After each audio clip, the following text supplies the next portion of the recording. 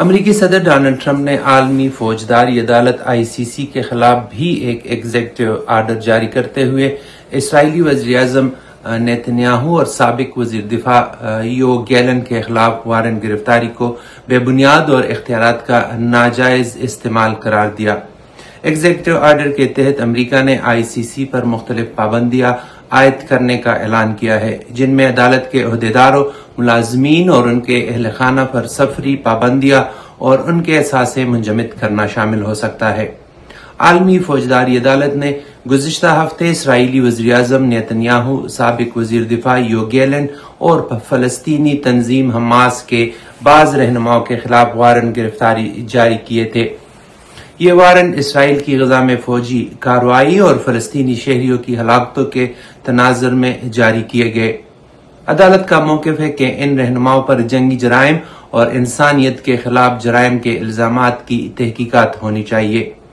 تاہم امریکہ نے ICC کے اس فیصلے کو مسترد کرتے ہوئے اسے ایک خطرناک مثال قرار دے دیا۔ صدر ٹرمپ کے جاری کردہ ایگزیکٹو آرڈر میں کہا گیا ہے کہ ICC کو امریکہ اور اسرائیل کے خلاف کارروائی کا کوئی اختیار نہیں ہے اور اس کا یہ اقدام سیاسی مقاصد پر مبنی ہے۔ اس فیصلے پر اسرائیلی وزیر اعظم نیتنیاہو نے صدر ٹرمپ کا شکریہ ادا کرتے ہوئے کہا کہ یہ حکم نامہ اسرائیل کو ایک بدعنوان یہود مخالف عدالت سے بچانے میں مدد دے گا۔ انہوں نے کہا کہ عالمی فوجداری عدالت کے پاس اسرائیل کے خلاف فیصلے کا کوئی قانونی اختیار نہیں ہے۔ دوسری جانب عالمی عدالت انصاف ICC نے امریکی فیصلے پر تشویش کا اظہار کرتے ہوئے کہا ہے کہ بین الاقوامی قوانین کے تحت ICC ایک خود مختار عدالتی ادارہ ہے اور اس پر پابندیاں عائد کرنا عالمی انصاف کے نظام پر منفی اثر ڈال سکتا ہے۔ ICJ کے ایک ترجمان نے کہا کہ بین الاقوامی عدالتوں کو آزادانہ طور پر اپنے فیصلے کرنے دینے چاہیے اور سیاسی دباؤ ڈالنے کے بجائے قانونی عمل کو آگے بڑھنے دینا چاہیے۔ یہ تنازع اس وقت شدت اختیار کر گیا جب 7 اکتوبر 2023 کو فلسطینی عسکری تنظیم حماس نے اسرائیل پر حملہ کیا، جس میں اسرائیلی حکام کے مطابق 1200 افراد ہلاک اور 250 سے زائد یرغمال بنا لیے گئے۔